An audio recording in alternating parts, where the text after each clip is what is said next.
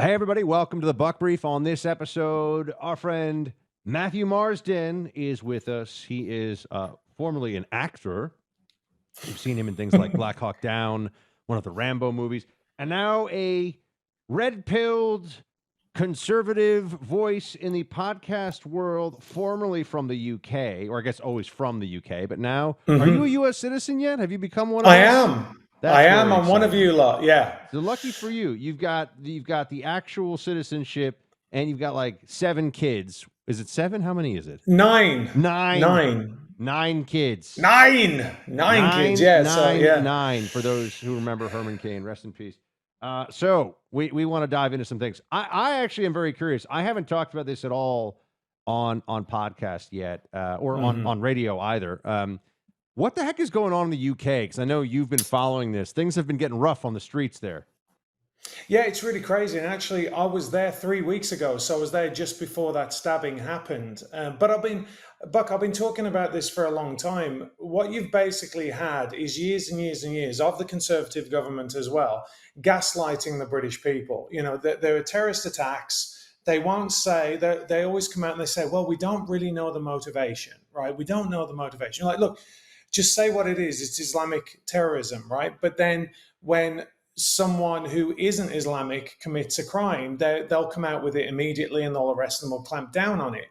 And so there's this clear two-tier policing. And this has gone on for years and years and years. And with the establishment government and the police saying, if you say anything against this, then you are a racist. People have just had enough. You know, they got to the point where they're just like, look, I'm sick of this. Brexit was all about immigration. They didn't really want to come out and say it because guess what, Buck? They'd be called racists. And now they're in a situation where they're saying, listen, this kid got stabbed. All right, someone 3 girls got murdered horrifically. I was thinking about the kid that got stabbed yesterday in London. But there's been this real massive shift because they're importing cultures that aren't compatible with the British culture. And guess what? As we say all along over here in the United States, what are you going to expect when you're importing people that aren't assimilating into your culture and think that you're a racist or you're oppressors? It's not a good recipe, right? Diversity isn't our strength at all, as it turns out. Is it too late for the UK? I mean, is the fall of Western civilization in the United Kingdom now too far gone to turn around? Yeah. Ooh. Not here. God bless America. America, I've always said, is going to be the last bastion of freedom on the planet. And that's purely because of the Second Amendment. But England's gone. They can't keep up with it. I even speak to some of my family like, well, listen, Matt, like in our area, you know, we don't see anything. And I'm like, yeah, because you've done what everyone else does that has a little bit of money is you move out of the cities, you move more rurally. But that doesn't mean it's gone. It's still there. And the actions of Starmer have been utterly staggering on the way that they've just immediately cracked down on people and cracked down on free speech online, right? I mean, it's insane to me. I cannot even comprehend what is happening to my home country. It's baffling. Now, explain to everybody, because again, this is the first time anyone watching or listening will have heard of this from me or in a conversation with me.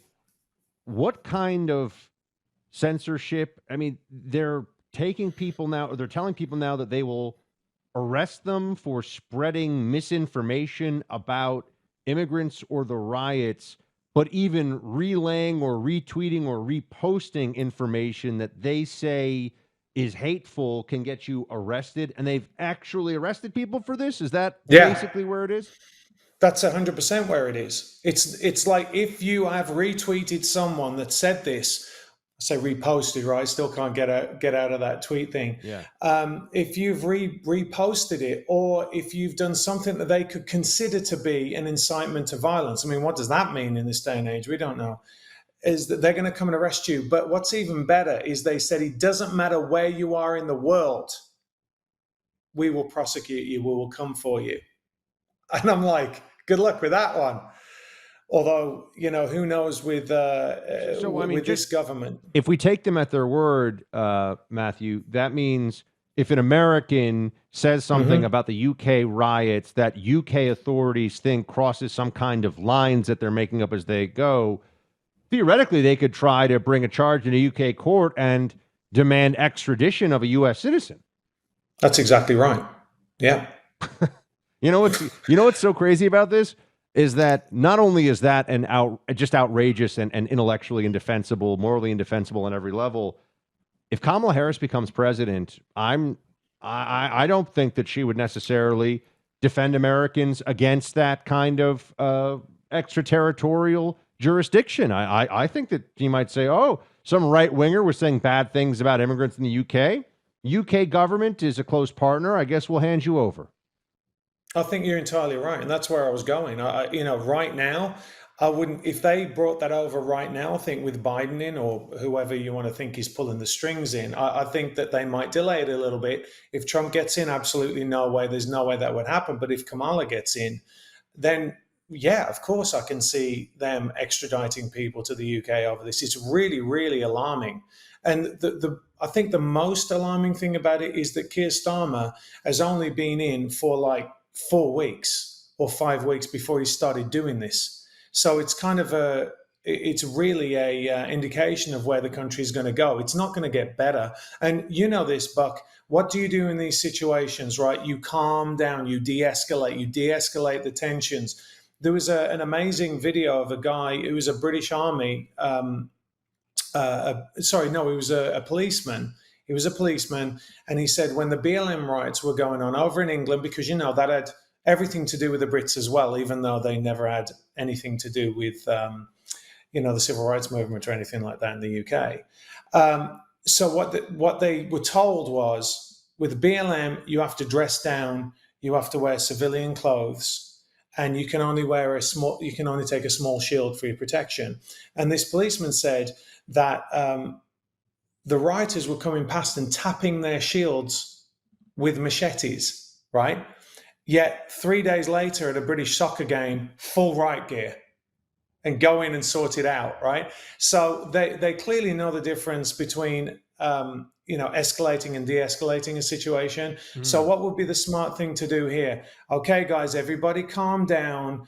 We're going to try and de-escalate the situation. No, what they're doing is, if anyone wants to look at this, look on the Crown Prosecution Service Twitter feed. It is full of them dunking on people that they have arrested. It's staggering. And the funny thing is like they're 95% white. So what are you doing? Like, why are you? The whole point is this inequality in policing. That's what it's really about, Buck. They're saying this group of people are being treated differently to us. And then when we complain about it, we're being called racist. Not that Islam is a race, right? It's not a race at all. But then what they're saying is we want to be heard. That's why the riots happen. They're like, hey, guys, listen, we've had enough. We're the most, like America, the most accepting country in the world. One of the most accepting countries in the world, yet you telling us that we're racist because we object to knife crime, raping gangs, grooming gangs. And then they just, instead of like calming it all down, the CPS and the British government are going, no, we're going to double down on it, and we're going to knock you guys down even more. I'm like, where do you think this is going to go? It's not going to end. Yeah, it's total madness. But I mean, here you have somebody who, in essence, is almost a political refugee from the UK. I know you came here for work to act, but you're not going back, that's for sure. No. You're an American now. So England has fallen. I think that's what we have seen. It's just a question of how its last days as a free society, or its last period as a free society goes. We'll come back in and focus on America here. America, because you got two Americans. America. Despite one of them having a cool accent. We're gonna or a funny one, whichever way you want to look at it. Yeah. We'll get into it in a second. But, from our sponsor here, Birch Gold, if you had $1 million in 2009, today it'd be worth less than $700,000 if you just put it in the bank. That's what out-of-control government spending and inflation does. It eats away at your savings. It eats away at the money that you have in the bank. But there's something you can do about this. For thousands of years, gold has withstood war, famine, and economic downturns. And it's been a hedge against inflation and even hyperinflation.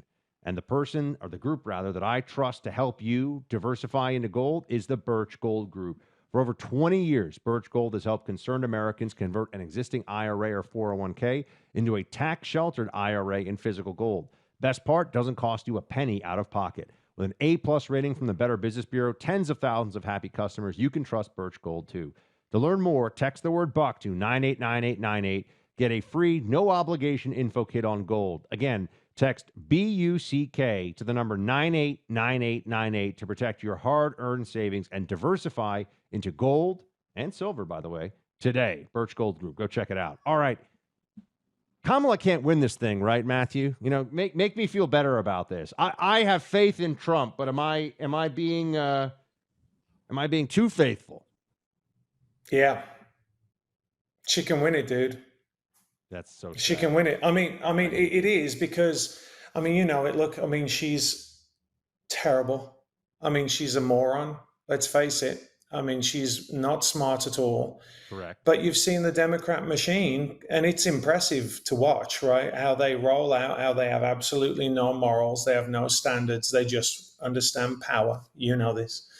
And, you know, she picks the most radical choice that she could. The most radical choice that she could. Radical choice is probably amazing. Radical choice. And yeah, everyone, look, it's like we've seen this over the past like 4 years, 3 years, nearly 4 years, that Joe Biden is actually the greatest president of all time. Like, he makes Abraham Lincoln look like a cuck. I mean, this guy is amazing. He's super sharp. And they just, you know, when he went and did that debate with Trump, and they couldn't hide anymore, right? I mean, Trump just had to sit there and watch him like disintegrate in front of our eyes. They then said, okay, well, now we have this woman who actually got less than 2%, right, in the original debates for president for the nomination. And she is awful. I mean, by any stretch of the imagination, she's awful. She's unlikable. Women don't like her. And all of a sudden, she's the second coming. It is impressive. And look, I have my own reasons why I think that they're pushing her so hard. I actually, in the real world, she doesn't stand a chance at all because she's terrible. All the momentum is behind Trump. But you know what they're like. They'll do whatever they can to win. Well, this is what I've said. If they can make Biden president, they can make Kamala president. That's really the inescapable reality of all of this. And if they can make Kamala win, what does that even mean for the Republican Party? If the most dominant political force in Republican politics since Ronald Reagan can lose with Kamala Harris stepping in with a 90-day election, do you know what I'm saying? Like, what are we even doing? I might have to just do like book reviews and movie reviews. You can join me for those on my show if Kamala wins. I don't know what the future is. Well, I'll take the top bunk in the gulag and you can be on the bottom bunk in the gulag, right? So, and we can do our reviews from there. But no, it is really shocking. And I mean, look, I've been watching really closely because obviously, you know, my game is the entertainment industry. And I saw a ad that came out yesterday for Kamala, and it was really good. I mean, they go to the best people. They have Hollywood on tap, right? They have all that. And the conservatives, for the most part, just dismiss that. And they don't think that it's important, but it is. And they should have understood when Trump ran and he won in 2016, he is a star, right? He has the X factor. He's a star. He's been on television for 17 years. He's the master of the improv. He's great in front of a camera. And so they understand that. We kind of don't understand that. We're kind of like fumbling through it, like, hang on a second, the best ideas will always win, right? Right? They'll always win, right? No. It's not about that. And we still are playing catch up. I saw, I don't know if you've seen this, Buck, on YouTube. There's a video that Trump took and he's on his plane and he's doing a call for money, right? It's a terrible video. Right, it's like someone's got an iPhone and stuck it in front of him and took it. It's not Trump's terrible. It's just they haven't really thought through. Look, everything has to be slick because people are used to a standard. And now they watch someone like Kamala Harris, the slick ads, you know, the clearly astroturfed conventions that she's doing when she does them. I mean, you're not telling me that all those people are turning up for her. I mean, come on. Nobody likes her. I don't know anyone that likes her. I've never met anyone that likes her, actually. But they are so good at the rolling out the media monster that they have.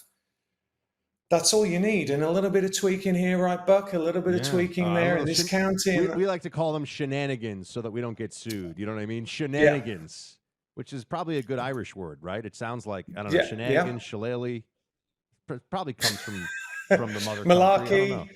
Malarkey, shenanigans, Malarkey, yeah, exactly. but Malarkey shenanigans. You get what I'm putting down. By the way, I'm yeah, excited that you are your own podcast host now. Where can everyone go to yeah. listen to your podcast? What do they do to find it? Well, it's Matthew D. Marsden. I'm ramping it up. I'm ramping it up. I'm trying my best because I just I have want a everyone. thousand kids. I want everyone to know I was an early adopter. Had him on my podcast many times. When he gets all famous, I'm not gonna lie to you. I've got like the Midas touch. Like people just start to they do a little commentary, and all of a sudden I'm like, this one is good, and then kaboom! Everyone's like, oh, this person's amazing. So just saying, for my It's list of true. God's ears.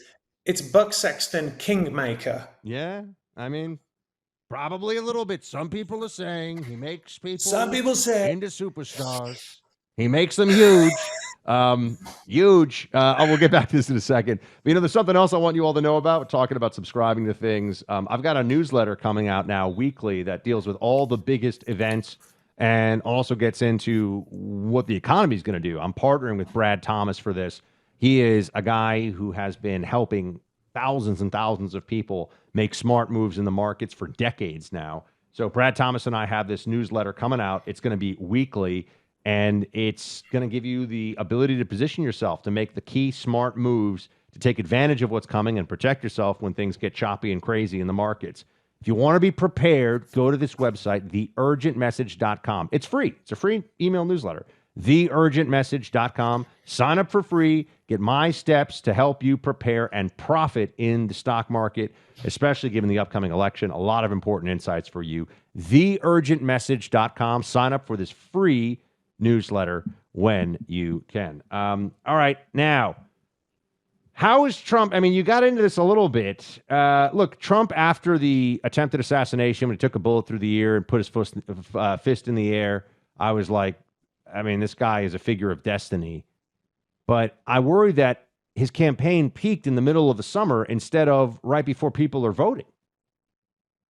Yeah, no, I mean that's what I was alluding to. I think that I don't know what it is. I said the same thing about Ron DeSantis. Ron DeSantis came out the gate really well, and then he just like kind of collapsed as it went along, and the campaign just wasn't good. And I got criticized for it, but it's just true. I mean, he was. I remember at the very beginning, right? It was him or Trump, and then he just went. Pfft. And I feel like the same with Trump. I feel like they've kind of missed a step or something like that. They're not really out there. I think last night's thing on Twitter, on X, was really good. But you see immediately the horde of Democrats like come out to try and suppress it, say it's bad. It's like, they are really good at mobilizing, right? Like they are so good at mobilizing. But I haven't seen the Trump campaign hit back. It's just kind of like being weak. And I don't know why that is. And you'd think someone tries to assassinate the president, that happens, which is an iconic moment of, for all time, he's going to win. And then, but what they do is they just like throw all this muck.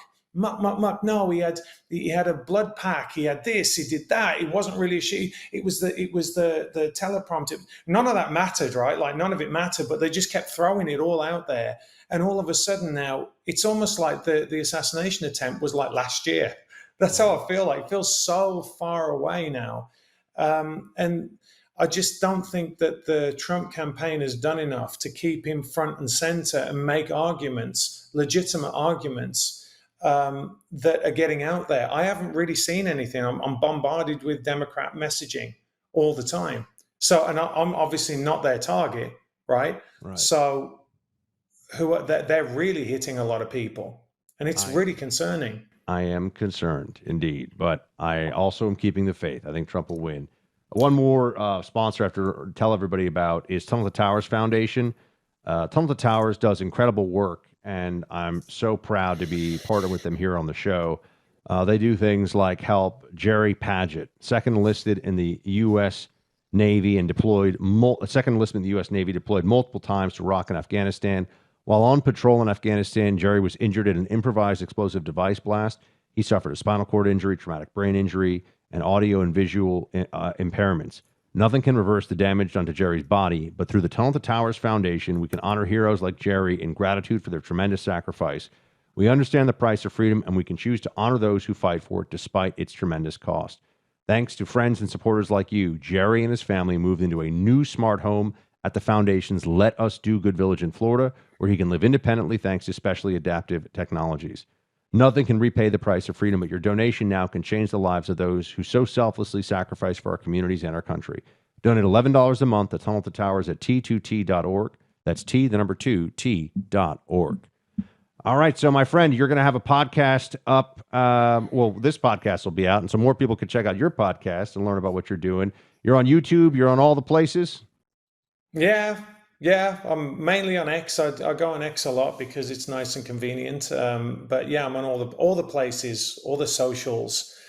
I know a guy. I know a guy who could be a good podcast guest. I'm just throwing it out there at some point. He likes to answer questions instead of asking them. So cool.